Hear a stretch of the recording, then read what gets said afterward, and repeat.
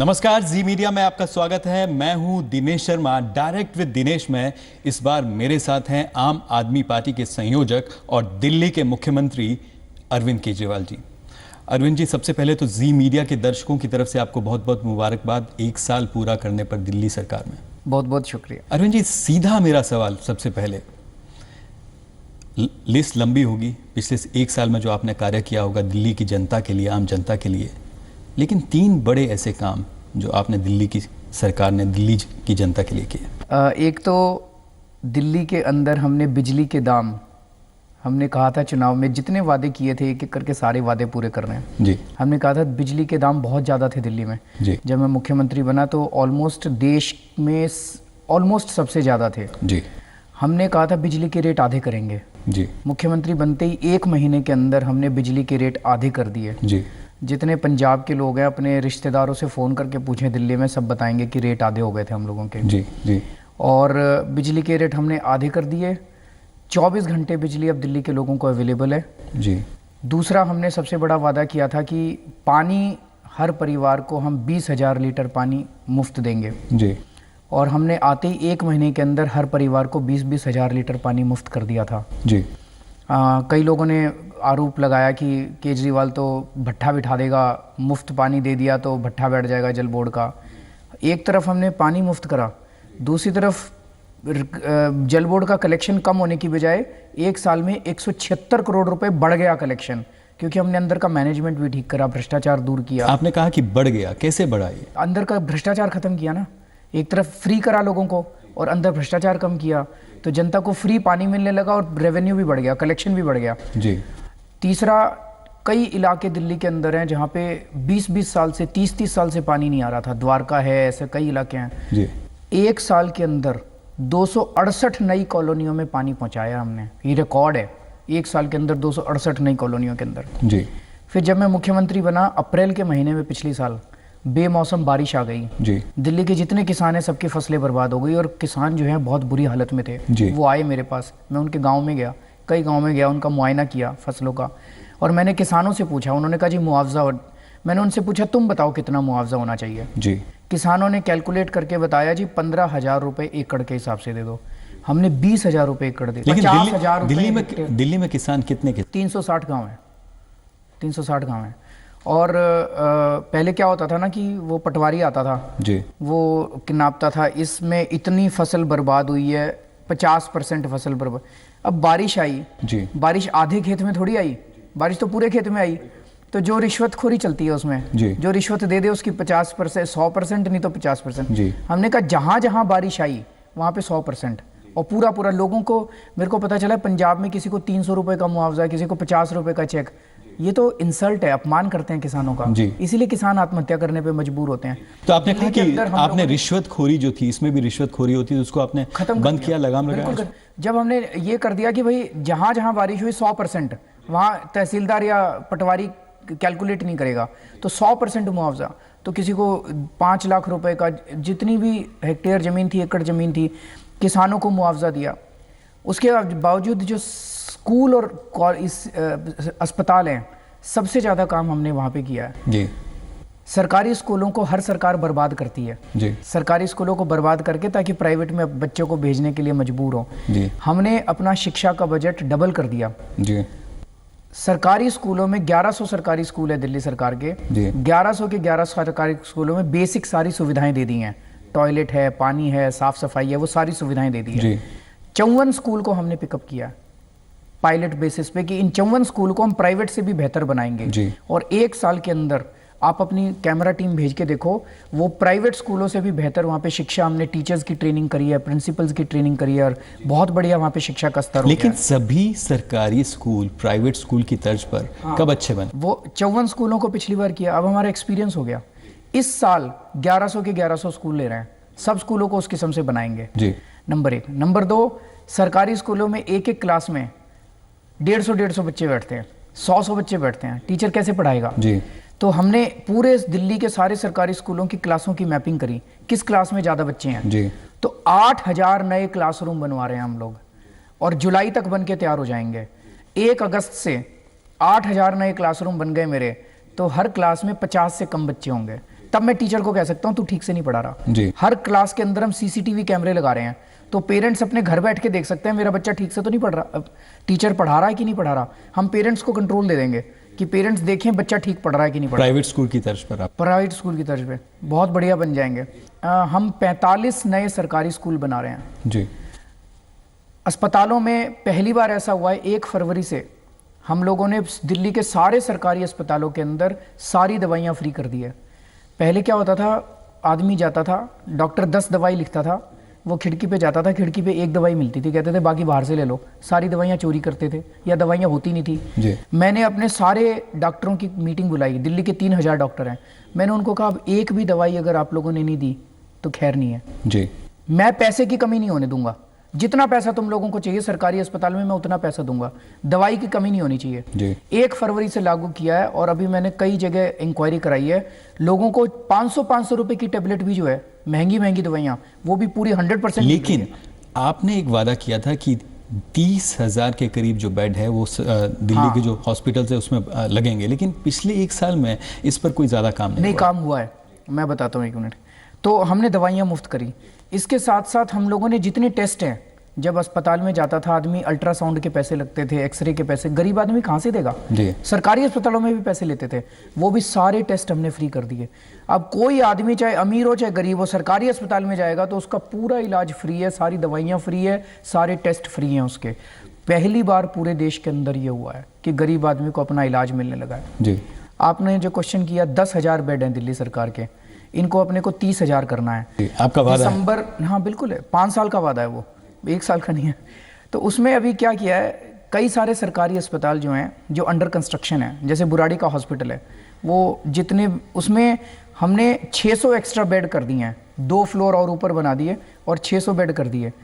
पहले 1 बेड पर bed construction cost 1 crore रुपए आती थी, हमारी ये कंस्ट्रक्शन कॉस्ट 60 करोड़ रुपए में 600 बेड, तो 10 लाख रुपए पर बेड के हिसाब से हमने 600 बेड एक्स्ट्रा कर। इस तरह से जो एग्जिस्टिंग हॉस्पिटल्स हैं ना, उसी के ऊपर हम 1-1, 2-2 फ्लोर और बनाते जा रहे हैं।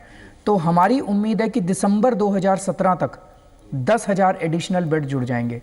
तीसरा, एक मोहल्ला क्लिनिक हम लोगों ने शुरू किया है, जो गरीब इलाके हैं, तो वहाँ पे हमने एक बड़ा आधुनिक मॉडर्न किस्म का एक क्लिनिक बनाया, जिसमें एक डॉक्टर बैठती है और वहाँ सारी दवाइयाँ फ्री मिलती है। आपको छोटी मोटी बीमारी है, आपको बड़े अस्पताल में जाने की जरूरत नहीं, आपके पड़ोस में बना दिया जी। वो इतना हिट हुआ है कि जो हमारे कट्टर विरोधी हैं वो भी उसकी तारीफ कर रहे हैं जी। अब उस किस्म के, पहले इस किस्म की डिस्पेंसरी बनती थी, 5 करोड़ रुपए लगते थे जी। हमने 20 लाख रुपए के अंदर वो मोहल्ला क्लिनिक बना दिया जी। अब वो उसमें टेस्ट सारे फ्री होते हैं, सारी दवाइयाँ फ्री मिल रही हैं। अब 1000 मोहल्ला क्लिनिक पूरी दिल्ली के अंदर हमने ऑर्डर कर दिए, टेंडर हो गए हैं, कॉन्ट्रैक्ट दिया जा रहा है। विकास के जो काम हुए, चाहे दिल्ली में मेट्रो आई हो, फ्लाईओवर्स का जाल बिछा हो, पहली सरकार ने किए, इसका श्रेय कहीं ना कहीं आप उनको देंगे। 1 मिनट आ रहा हूँ उस पर जी।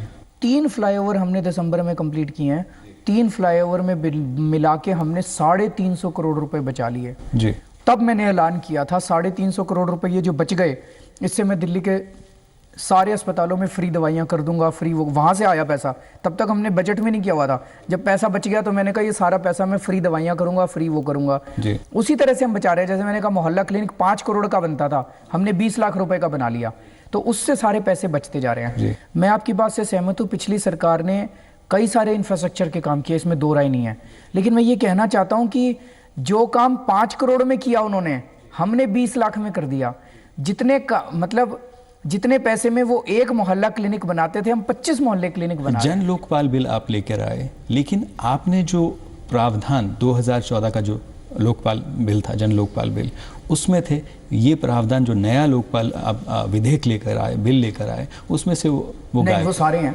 अब 7 पहले मेंबर थे और अब 4 मेंबर हो गए, उससे तो कोई खास फर्क नहीं पड़ता भाई। 4 मेंबर इंडिपेंडेंट होने चाहिए। तो चीफ जस्टिस हैं, उनको रखा है, चीफ जस्टिस तो इंडिपेंडेंट है जी, जी। लीडर ऑफ अपोजिशन है, उनको रखा है, वो तो इंडिपेंडेंट है। तो इंडिपेंडेंट लोगों को रखा है, उससे फर्क क्या पड़ता है? वो चिल्लाने वाले चिल्लाते, विरोधी वगैरह चिल्लाते रहते हैं, उनको चिल्लाने दो जी। तो इंडिपेंडेंट लोगों को रखा है। जो आज लोकपाल बिल पास किया है हम लोगों ने जी, अगर केंद्र सरकार में भेज दिया हमने पास करके जी, मैंने अपने हाथ काट लिया उसमें, सारा का सारा पावर लोकपाल को दे दिया है। कल को मैं अगर भ्रष्टाचार करूंगा, वो लोकपाल मेरे को भी जेल भेज सकता है। और इवन का जो फॉर्मूला है उसकी घोषणा हो चुकी है कि इसको आप लागू करेंगे दिल्ली में। क्या जो ट्रायल रन हुआ था उसमें इस तरह की बात सामने आई थी कि इससे पोल्यूशन कम हुआ है, तो आपको लगता है कि जब इसको लागू किया जाएगा और इवन फार्मूले को, तो उससे पोल्यूशन कम होगा? क्या लोगों को परेशानी नहीं होगी? सबसे ज़्यादा पोल्यूशन से ज़्यादा लोगों को जो फ़ायदा हुआ था वो कंजेशन का हुआ था। दिल्ली में ट्रैफिक इतना ज़्यादा है कि लोग कई कई घंटे, मतलब इस जगह से इस जगह जाना हो, पहले 1 घंटा लगता था, तो ऑड इवन के टाइम में 20 मिनट में 30 मिनट में लोग पहुंचने लग गए थे। तो लोगों को इतना पसंद आया। सबसे बढ़िया बात ऑड इवन की क्या हुई जी, आप ये सोच के देखो कि अगर 1 दिसंबर को मैं ऑर्डर पास कर देता कि 1 जनवरी से दिल्ली में ऑड इवन लागू है और जो इसको फॉलो नहीं करेगा उसके ऊपर हम पेनल्टी डालेंगे, उसकी गाड़ी जब्त कर लेंगे, फलाना, जनता जूते मारती मेरे को। तो 1 महीना हमने क्या किया, हमने जनता से घूम घूम के पूछा भाई करें ना करें। फिर मैंने रेडियो पे बोला, मैंने कहा अगर ज़्यादा तकलीफ हुई जनता को मैं 2 दिन में बंद कर दूंगा, आप चिंता मत करो, एक बार ही सारे मिलके करते हैं, देखते हैं क्या होता है। उससे जनता को कॉन्फिडेंस बना। फिर मैंने जनता से पूछा किस किस को एग्जेम्प्ट करें आप बताओ, तो जनता ने कहा जी औरतों को कर दो, इनको कर दो, उनको एग्जेम्प्ट कर दिया जी। ऑड इवन के वक्त पूरी दिल्ली की जनता ने साथ दिया जी।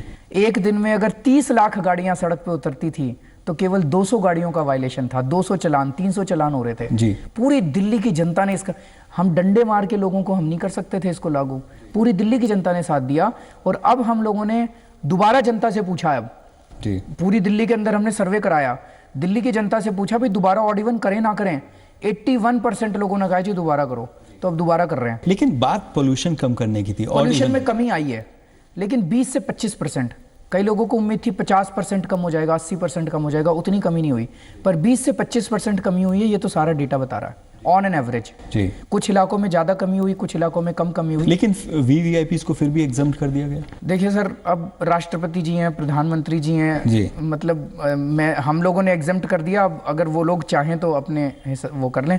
जैसे पिछली बार चीफ जस्टिस ऑफ इंडिया है, उन्होंने कहा कि मैं गाड़ी शेयर करूंगा, उन्होंने गाड़ी शेयर करी, मतलब मैं बता नहीं सकता मैं कितना, मेरा एक वो होता है ना अजीब सी फीलिंग की कितने बड़े आदमी हैं चीफ जस्टिस ऑफ इंडिया, जब वो कहते हैं मैं शेयर करूंगा तो लाखों लोगों को इससे इंस्पिरेशन मिलता है। अरविंद जी, आपके काम करने के तरीके पर जो है बार बार सवाल उठाए जाते हैं कि आप तकरार की जो राजनीति है वो करते हैं, और एक ये कहा जाए कि डिक्टेटर की तरह जो है आप अपनी बात मनवाने में लगे रहते हैं। मैं अपने लिए काम नहीं करता, जनता के लिए काम करता हूँ।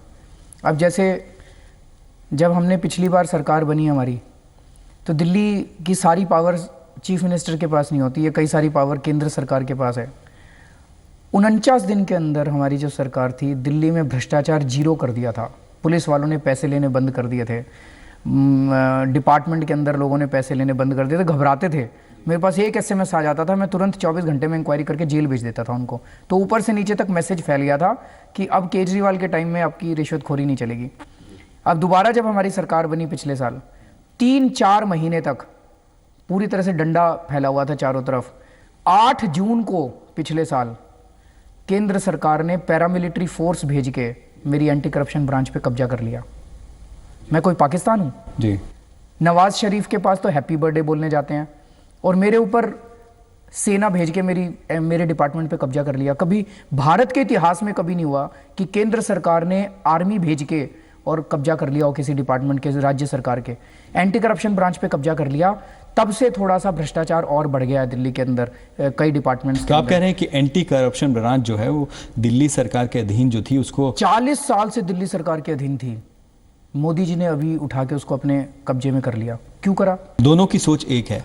अगर दोनों की सोच एक है वो कहते तो भ्रष्टाचार कम करने के लिए जिससे कि देश को फायदा हो, उस पर क्या एक साथ काम? मैं तैयार हूं, मैं मोदी जी से मिला था अगस्त के महीने में जी। मैंने उनको कहा था जी मैं तो बच्चा हूं, अगर मैं कोई गलत काम कर रहा हूं आप मेरे को बताओ जी, मेरे को गाइड करो आप, मैं अगर गलत काम कर रहा हूं मैं ठीक करूंगा जी। लेकिन और जितने आपके वादे प्रोग्राम हैं मैं पूरे करूंगा आपके प्रोग्राम। आप कहते हो भ्रष्टाचार कम करो, मैं करके दिखाऊंगा। आप कहते हो स्वच्छ भारत, मैंने कहा 2 साल के अंदर मैं दिल्ली चमका दूंगा जी। लेकिन ये जो रोज रोज की खिचखिच है, आप रोज रोज मेरे टांग अड़ा रहे हो, मेरे काम में रोज रोज टांग अड़ा रहे हो, ये बंद करवा दो। मैंने कहा मेरे को आपसे पैसा नहीं चाहिए, मेरे को केंद्र सरकार से कोई पैसा नहीं चाहिए, मेरे को केंद्र सरकार से कोई जमीन नहीं चाहिए, मैं भ्रष्टाचार खत्म करके दिखा दूंगा, मैं दिल्ली चमका के दिखा दूंगा। वो लोग केवल बातें करते हैं, हम काम करते हैं। वो मन की बात करते हैं, हम काम की बात करते हैं, हम करके दिखाते हैं, वो केवल भाषण देते हैं। लेकिन इस खींचतान में कहीं ना कहीं दिल्ली की जो आम जनता है उसको नुकसान नहीं हो रहा? मैं नुकसान बिल्कुल नहीं होने दे रहा। कितने सारे काम कर दिए। एक सरकार बता दो पूरे देश के अंदर जिसने 1 साल में इतने काम करे हों। अस्पताल ठीक कर दिए, स्कूल ठीक कर रहे हैं जी। पानी के बिल कम कर दिए, बिजली के बिल कम कर दिए, किसानों को मुआवजा दे दिया। फिर अगर कोई भी हमारा सिपाही शहीद होता है उसको 1 करोड़ रुपए का मुआवजा देते हैं। आज तक कभी भारत के इतिहास में कभी नहीं हुआ था जी। कितने काम कर दिए हम लोगों ने। तो इन गुंडों से मैं निपट रहा हूं जी। लेकिन मेरे मंत्री जो है वो काम कर रहे हैं। लेकिन अरविंद जी, जिस तरह के अपशब्दों का इस्तेमाल आपके द्वारा किया गया प्रधानमंत्री के खिलाफ, मैं गांव का रहने क्या वाला आपको लगता है कि इस तरह के शब्दों का इस्तेमाल किया जाना चाहिए? और जिस तरह जनता के बीच में जो संदेश जाता है नेताओं को लेकर, आपको नहीं लगता कहीं ना कहीं नेताओं की छवि गिरती है? बिल्कुल नहीं। मैं गांव का रहने वाला हूं तो मेरी हो सकता है भाषा में कुछ एक आध शब्द खराब हो जाएं। मैं बार बार कहता हूं मेरे तो शब्द खराब हैं, तुम्हारे कर्म खराब हैं। तुम अपने कर्मों की माफी मांग लो, मैं अपने शब्दों की माफी मांग लूंगा जी। अगर तुम रोज रोज मेरे काम में अड़चन अड़ाओगे और तुम कहोगे मैं हाथ जोड़ के तुम्हारे सामने खड़ा रहूंगा, मैं अपने लिए नहीं लड़ रहा, मैं जनता के लिए। एक और एग्जाम्पल देता हूं। किसानों को जो जमीन अधिग्रहण होती है उस जमीन का मुआवजा मिलता है। पहले 54 लाख रुपए एकड़ मिलता था। दिल्ली में 54 लाख रुपए एकड़ में जमीन नहीं मिलती कहीं भी। तो किसान सारे धरने प्रदर्शन करते थे, रो रहे थे किसान। मैंने आते ही, सरकार बनते ही हमने किसानों का मुआवजा 3 करोड़ रुपए 4 करोड़ रुपए कर दिया। सारे दिल्ली के किसान खुश हो गए। अरविंद जी, एक आरोप आपके ऊपर ये भी लगता है कि आप जो है बिना तथ्यों के आरोप लगाते हैं। अगर एक भी आरोप मैं बिना तथ्य के लगा देता ना, ये मेरे को जेल में डाल देते। अभी तक इतने केस, 22 केस चल रहे हैं मेरे खिलाफ, 23 केस अभी तक ये जेल में डाल चुके होते। एक एक चीज का प्रूफ होता है मेरे पास, कागज होते हैं, कागजों के बेसिस पे बात करता हूं। तो आप कहते हैं कि डॉक्यूमेंट के आधार पर? डॉक्यूमेंट्स के आधार पे, हर चीज के डॉक्यूमेंट्स है। अगर मैंने एक भी आरोप गलत लगाया होता, मैं आपको बता रहा हूं, अभी इन्होंने सारी एजेंसी मेरे खिलाफ छोड़ रखी है। जो आपने इन्होंने सीबीआई की रेड करवा ली इन लोगों ने मेरे ऊपर। सारी एजेंसीज इन लोगों ने मेरे खिलाफ छोड़ रखी है। ये मेरे को अभी तक जेल में भेज चुके होते अगर मेरी गलत बोला होता। केजरीवाल जी, आप पंजाब के दौरे पर जाने वाले हैं, क्या एजेंडा है आपका पंजाब के दौरे का? पंजाब में अभी 5-7 दिन के लिए जाऊंगा। जो परिवार ड्रग्स से पीड़ित हैं, कई गांव में जाएंगे हम लोग जी। जिन परिवारों में किसानों ने आत्महत्या कर ली, वहाँ पे जाएंगे, उनसे मिलेंगे, सारा समझेंगे और कि क्या क्या करना चाहिए जी, और क्या तकलीफ़ है किसानों की, क्या तकलीफ़ है। तो ये पूरा सिस्टम समझने की कोशिश कर रहे हैं। तो कई गांव में जाएंगे, परिवारों से मिलेंगे, लोगों से मिलेंगे जी। एक्चुअली हमें, हमारी पार्टी का ये असूल है कि हमें सब कुछ नहीं पता, हमें नहीं आता, जनता को सब कुछ पता है। जनता जनार्दन है, तो हम जनता से जाके मिलते हैं। जनता से, मैं 24 घंटे जनता के बीच में रहने वाला आदमी हूँ, दिल्ली में भी जनता के बीच ही रहता हूँ। और जनता बताती है जी ये प्रॉब्लम है, फिर मैं उनसे पूछता हूँ क्या सोल्यूशन क्या है, फिर ये वो खुद ही बताते हैं जी ये सोल्यूशन है। तो हम जनता से जाके मिलेंगे। विपक्ष और जनता ये भी जानना चाहती है, विपक्ष बार बार कहता है कि आम आदमी पार्टी के पास पंजाब में कोई बड़ा चेहरा नहीं है। कौन होगा पंजाब में 2017 के लिए आम आदमी पार्टी का चेहरा? अभी तो 1 साल है, वो चिंता क्यों करते हैं, टाइम आने पे सब बता देंगे। कोई पंजाब से ही होगा? टाइम आने पे सब कुछ बता देंगे आपको। क्या अरविंद केजरीवाल जी वो चेहरा होंगे? क्या आप दावेदार हैं पंजाब में 2017 के मुख्यमंत्री पद के? टाइम आने पे सब कुछ बता देंगे। अभी 1 साल है, समय पे सबसे पहले जी पंजाबी को बताएंगे। टाइम कब आएगा? 1 साल के अंदर ही आएगा। ये कहा जा रहा है कि अरविंद केजरीवाल जो है विधानसभा चुनाव से पहले अपना जो पूरा डेरा है, अपना जो पूरा कुनबा है, वो पंजाब में रखेंगे। कुछ दिन तो रहेंगे वहाँ पे, मतलब काफ़ी एक्सटेंसिव दौरा करेंगे। मैं कोशिश ये करूँगा कि पूरे पंजाब का 1-2-3 बार राउंड लग जाए और ज़रूर वहाँ पे काफ़ी लोगों से काफ़ी मुलाकात। अरविंद जी, 2014 में पंजाब की जनता ने आपको 4 सांसद दिए थे, 4 में से 2 ही बचे हैं आपके पास। क्यों ऐसा हुआ? कहीं इसका नुकसान आपको 2017 में नहीं होगा? नहीं, कोई नुकसान नहीं होगा। जनता, देखिए थोड़ा सा मानसिकता समझिए। आज देश की जनता, पंजाब की जनता जी, इन पार्टियों से विश्वास खो चुकी है। कांग्रेस से भी कोई उम्मीद नहीं है, कांग्रेस को भी देख लिया। बीजेपी से भी कोई उम्मीद नहीं है, अकालियों से भी कोई उम्मीद नहीं है, इन सारी पार्टियों को देख लिया। आम आदमी पार्टी की इस राजनीति में जनता को उम्मीद है। क्यों उम्मीद है आपसे? कि दिल्ली में करके दिखाया है। दिल्ली में पहले 49, दिल्ली में हमें 67 सीट क्यों मिली? आप सोचो जी, 49 दिन की हमारी जो सरकार थी, उससे दिल्ली की जनता इतनी खुश थी। और प्रधानमंत्री जी, मोदी जी के प्रधानमंत्री बनने के कुछ महीनों के अंदर ही दिल्ली में 67 सीट दे दी हम लोगों को जी, क्योंकि दिल्ली की जनता चाह रही थी कि वो 49 दिन वापस आए, इसलिए 67 सीट दी। अब पंजाब की जनता दिल्ली देख रही है, पंजाब की जनता देख रही है दिल्ली के अंदर किसानों को कितना फायदा हो रहा है, दिल्ली के अंदर के बिजली के रेट कम हो गए, दिल्ली के अंदर पानी कम हो गया, दिल्ली के अंदर भ्रष्टाचार खत्म हो रहा है। अब पंजाब के लोगों को वो उम्मीद नजर आ रही है। लेकिन क्या इन रूठे सांसदों को और नेताओं को मनाने की कोशिश होगी क्या? जरूर कोशिश करेंगे, अगर आएंगे तो ठीक है, नहीं आएंगे तो उससे कोई फर्क नहीं पड़ता, ज्यादा फर्क नहीं आप देखो, हर परिवार के अंदर थोड़े बहुत लड़ाई झगड़े होते हैं, तो अपने अपने सबके लड़ाई झगड़े होते हैं। जनता ये चाह रही है कि आम आदमी पार्टी आके पंजाब के अंदर ड्रगों का धंधा बंद करे।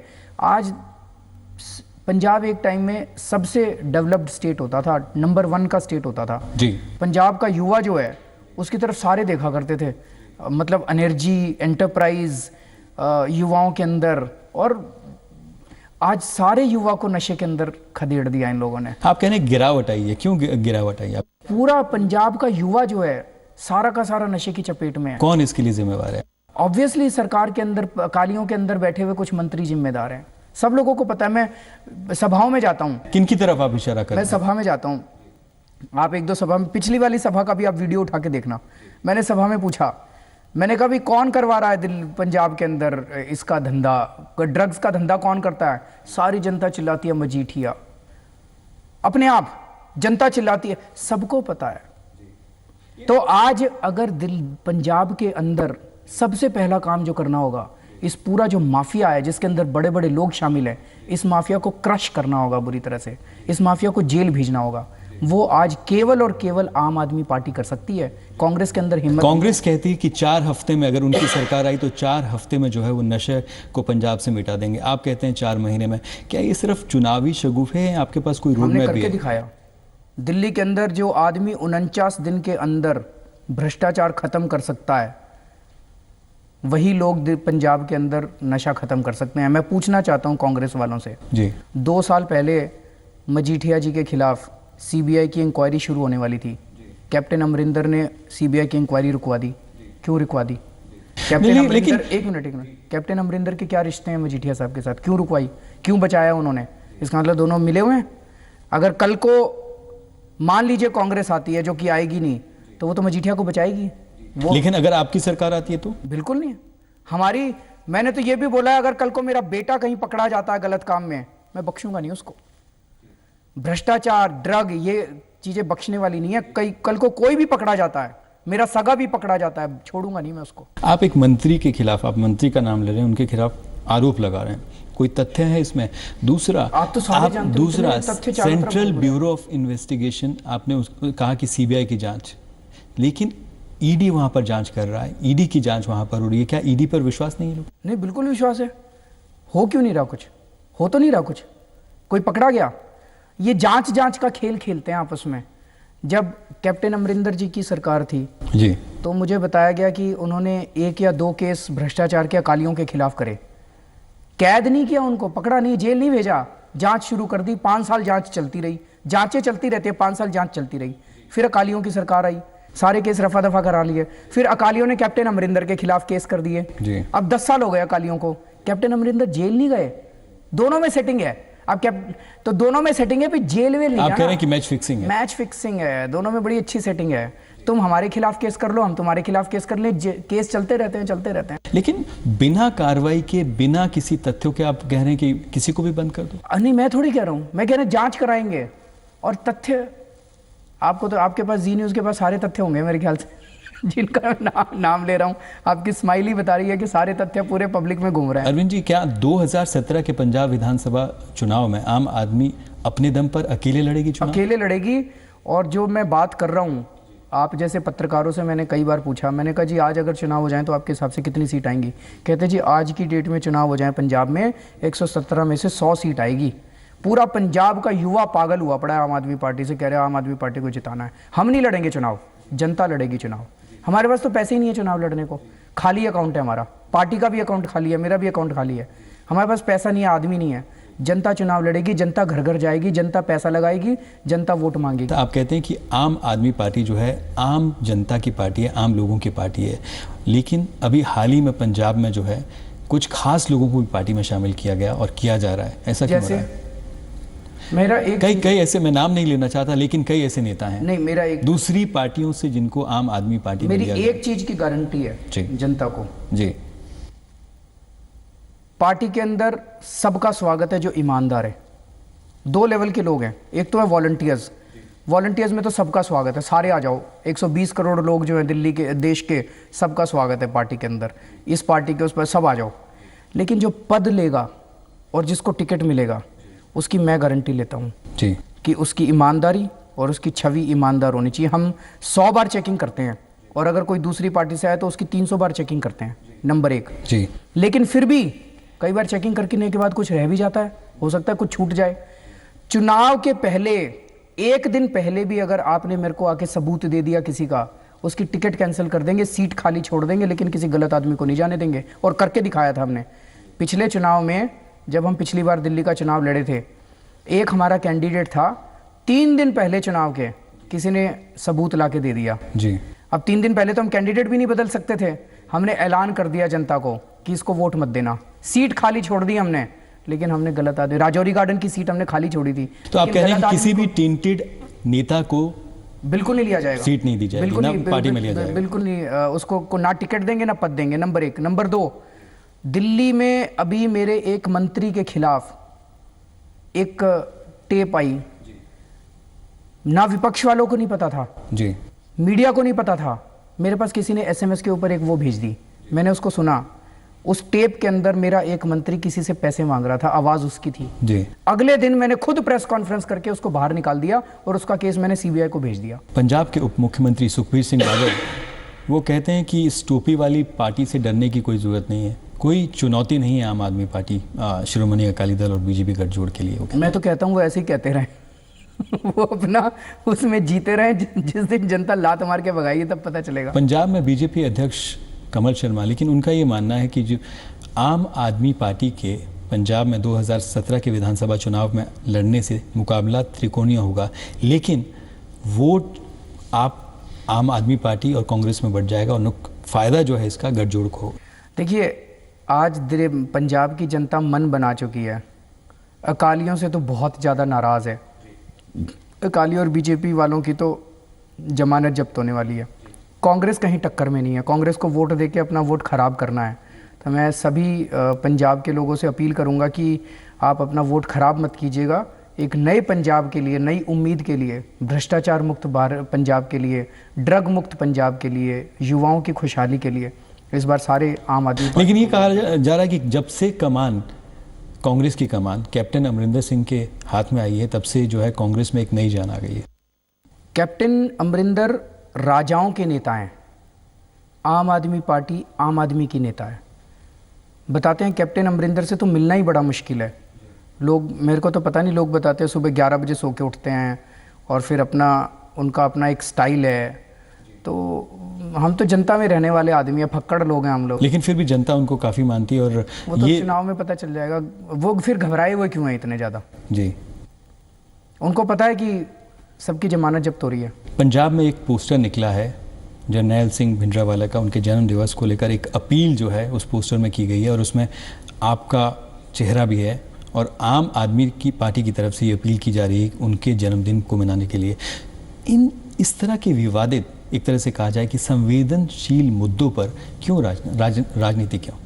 हमने थोड़ी आपको पता है हमारा पोस्टर नहीं है, वो फर्जी पोस्टर है, कुछ लोगों ने लगाया है, तो बदमाशी कर रहे हैं वो लोग। किसने लगाया? आपको क्या लगता है किसने लगाया? आप कह रहे हैं कि लेकिन आपका चेहरा और आम आदमी पार्टी के कई नेताओं का चेहरा लगाया। मेरा और भिंडरा वाले का एक साथ फोटो है जी।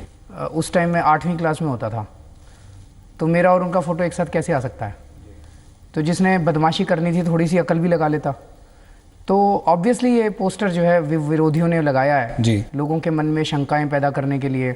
तो मैं एक चीज़ बड़ी साफ करना चाहता हूँ, हम धर्म की राजनीति नहीं करना चाहते, हम विकास की राजनीति, प्यार की राजनीति, मोहब्बत की राजनीति, किसानों की राजनीति, जनता की राजनीति करना चाहते हैं जी। हम कभी भी धर्म के नाम पे राजनीति नहीं करना चाहते।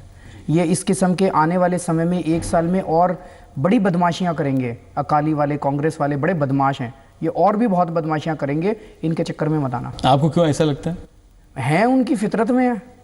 दूसरा एक चर्चा और भी है पंजाब में कि नवजोत सिद्धू को जो है आम आदमी पार्टी वो चाहती है कि वो आम आदमी पार्टी में शामिल हो जाए। हाँ बिल्कुल आए, जरूर आए, पर आ नहीं रहे वो। उनका स्वागत है। क्या इस तरह की कोशिश हो रही है आम आदमी पार्टी की तरफ से? पता नहीं क्या क्या कोशिश हो रही है अभी। आपने कहा कि आम आदमी पार्टी का जो मैनिफेस्टो बनेगा पंजाब में पूछ के बनेगा, जनता से पूछ के बनेगा, लेकिन जो दिल्ली में मैनिफेस्टो बना था आपका, उसमें कितना हद तक जो है लोगों का सपोर्ट और लोगों को जो वादे किए गए थे वो पूरे किए गए? 70 पॉइंट हैं। 70 में से मैं कल पूछ रहा था 20 पॉइंट पूरे हो गए हैं पहले साल में, तो ये कोई छोटी बात नहीं है, बड़ी बात है। 70 में से 20 पॉइंट पहले साल में, 5 साल का मैनिफेस्टो है। अब बाकियों पे भी काम कर रहे हैं। जी अरविंद जी, आपका मफलर और आपकी खांसी जो है चर्चा में रहती है, क्या कारण है कि बार बार आपको खांसी आती है? क्या कुछ दिक्कत है क्या? हाँ, ये बचपन से प्रॉब्लम है मुझे। साल में 1-2 बार खांसी होती है, और एक बारी जब हो जाए तो 2-3 महीने तक नहीं जाती। सियासत से हटकर मैं बात कर रहा हूँ, ये भी लोग जानना चाहते हैं, पंजाब की जनता और देश की जनता, कि अरविंद केजरीवाल जी के शौक क्या हैं? मेरे को एक तो मेडिटेशन करता हूँ मैं बहुत ज़्यादा, और दूसरा थोड़ा टाइम मिल जाए तो फिल्में देखने का बहुत शौक है। हाल ही में कोई मूवी देखी हो आप? मैंने बहुत मूवीज़ देखी है। लेटेस्ट बताओ, मैंने सब देखी होंगी। कौन सी आपने लेटेस्ट देखी? अभी बाजीराव मस्तानी देखी थी, फिर घर पे हमने पुरानी भी बहुत देखते हैं, श्री 420 भी देखी थी अभी, और कई सारी देखी हैं। वो फारूक शेख की कौन सी थी, दीप्ति नवल और फारूक शेख, वो चश्मे बद्दूर देखी थी अभी थोड़े दिन पहले। जी, क्या खेलों का शौक भी है आप? खेलों का नहीं है बिल्कुल। आप जब से दिल्ली के मुख्यमंत्री बने या जब से राजनीति में आए, परिवार के लिए पहले जैसा वक्त निकाल पाते हैं क्या? नहीं, मैं समय बिल्कुल नहीं निकाल पाता, और मैं अपनी धर्मपत्नी का बहुत बहुत आभारी हूँ। जिस तरह से उन्होंने सहयोग किया, पूरा परिवार भी चलाती हैं, नौकरी भी करती हैं, और कभी उफ तक नहीं की। और मेरे पेरेंट्स जो हैं, माँ बाप का आशीर्वाद है, वो साथ रहते हैं, वो भी पूरा इसमें सहयोग करते हैं, और इसको परिवार को भी पूरा संभाला हुआ है उन लोगों ने। अरविंद जी, जी मीडिया से बात करने के लिए बहुत बहुत धन्यवाद, and wish you all the best. बहुत बहुत शुक्रिया, थैंक यू सो मच, सबका बहुत बहुत शुक्रिया। ये थे आम आदमी पार्टी के संयोजक अरविंद केजरीवाल जी और दिल्ली के मुख्यमंत्री। आपको हमारी बातचीत इनसे कैसी लगी, आप हमको ट्वीट कर सकते हैं SDINESH पर। आप देखते रहिए जी मीडिया। नमस्कार।